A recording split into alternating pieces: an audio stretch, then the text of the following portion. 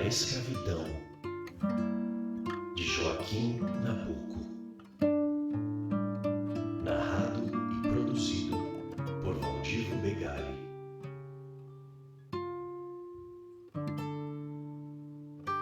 Audiobooks Reserva Cognitiva.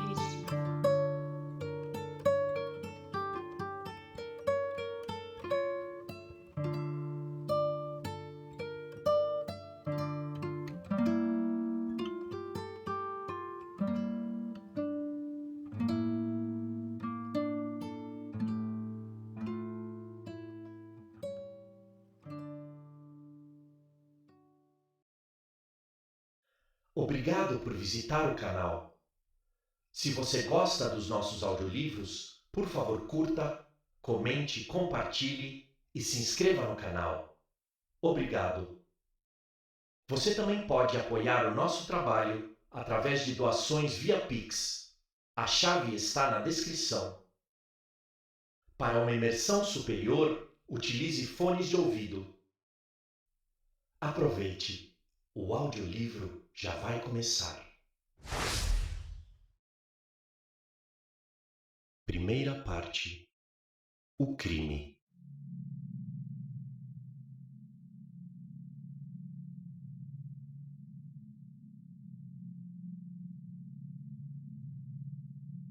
Terceiro, a escravidão legitima o comunismo. Dissemos que a escravidão era uma violação da propriedade. É uma justificação do comunismo. Uma sociedade que a aceita é uma sociedade impossível diante de um povo ávido e coerente. Quereis saber por que uma soberania que reconhece a escravidão proclama a máxima de Proudhon: a propriedade é um roubo, além de demonstrar a segunda: a escravidão é um assassinato?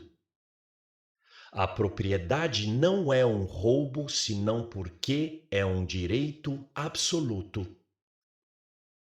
Se a ocupação não é um direito absoluto, os primeiros ocupantes não tiveram direito às suas propriedades. Logo, os herdeiros não o têm também. Não se transmite o que se não tem. Em seguida, a propriedade não é de direito natural e não pode ser mantida.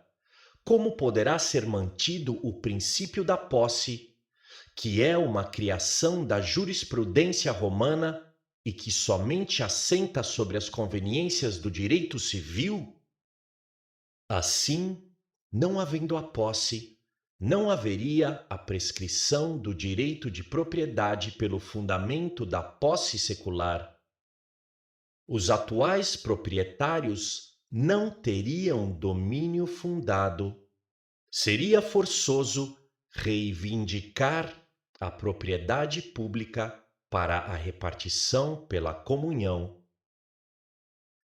Se dissesse que havia a respeitar-se a propriedade adquirida pelo trabalho, podia-se aceitar o fundamento e não se querendo saber se esse trabalho ativado e exercido sobre coisas alheias dava direito ao domínio delas, e respeitá-lo como permanente o título.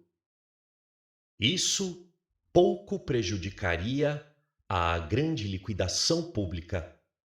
Bastava que, através de uma devassa sem nome, como devia ser essa, se abrangesse o passado e se liquidassem os domínios que vieram da ocupação primitiva por meio de heranças, doações, substituições, etc., para ter organizado a catástrofe e abalado as bases da sociedade, precipitando-a ou na guerra civil ou na dissolução.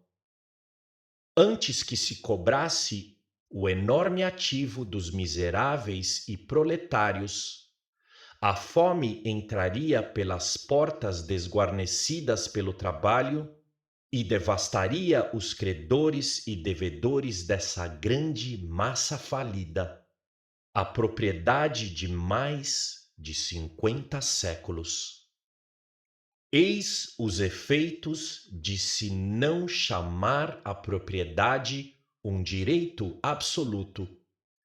É o quadro da ascensão do comunismo nos dias de hoje ou em séculos próximos ao nosso, não sabendo nós a que forma de governo e muito menos de organização da propriedade a perfectibilidade da humanidade a encaminha. Ora, uma sociedade que tem a escravidão como argumenta a respeito do direito de propriedade? Ou há de chamá-lo relativo ou absoluto? O que é direito absoluto? É o direito originário da alma, direito com que ela nasce, que ela pode exercitar na sociedade ou fora, direito que existe substancialmente nela e que é a garantia moral do exercício de suas faculdades e aptidões. Direito relativo e mais propriamente derivado é aquele que a organização da sociedade nos dá e que, em alguns casos, não pode deixar de nos dar. Como em outros, sua aquisição por nós faz com que devam ser respeitados, como os nossos próprios direitos absolutos, porque a justiça, a equidade, o ideal do direito dão-lhes, na contingência da sociedade, o caráter de absolutos. Esses o são pelas relações necessárias da sociedade, os outros por nossa própria natureza. Estes são absolutos na origem e na duração. Os outros precisam de ser adquiridos para ficarem com a duração ilimitável. Uns e outros são absolutos em sua extensão. Assim, há de a sociedade chamar o direito de propriedade ou absoluto ou derivado. Pode chamá-lo absoluto à vista da definição do termo? Não. Se fosse absoluto, seria universal. Se viesse da alma, só se poderia negá-lo ao escravo por este não tê-la. Deve, portanto, chamá-lo relativo ou absoluto, na hipótese de dizer que o escravo não tem alma. E não precisa esta argumentação, basta outra. A lei que tira a propriedade a 1 milhão de homens não a julga um direito inalienável, originário, imprescritível. Logo, não a julga um direito absoluto. Quanto a dizer que o escravo não tem alma, seria dado à lei dizê-lo se não desse aos libertos direitos políticos, para os quais é preciso, antes de tudo, a alma, a menos que eles possam ser exercitados na comunhão brasileira por entes irracionais. Assim, não há direitos absolutos para a sociedade, nem o da liberdade, que ela rouba, nem o da igualdade, nem o da segurança, nem o da propriedade. Ora, num país como a França, um povo coerente argumentaria assim: abre aspas, se a propriedade não é um direito absoluto do homem, vós, proprietários, roubais.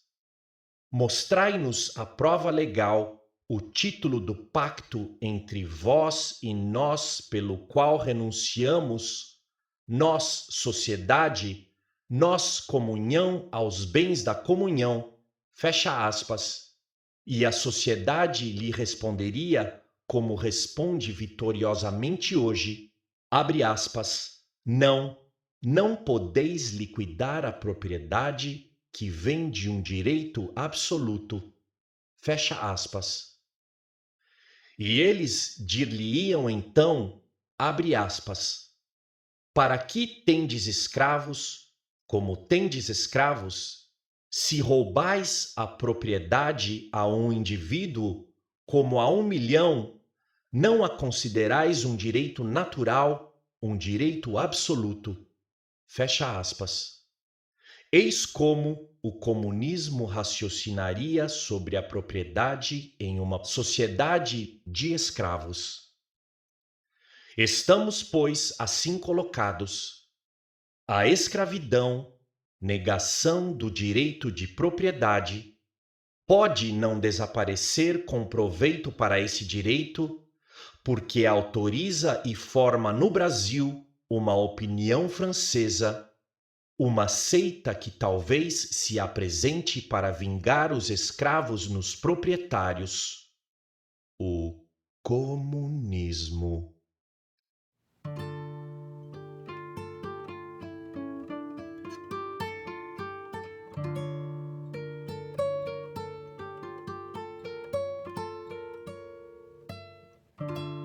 A escravidão, de Joaquim Nabuco. Narrado e produzido por Valdivo Begali.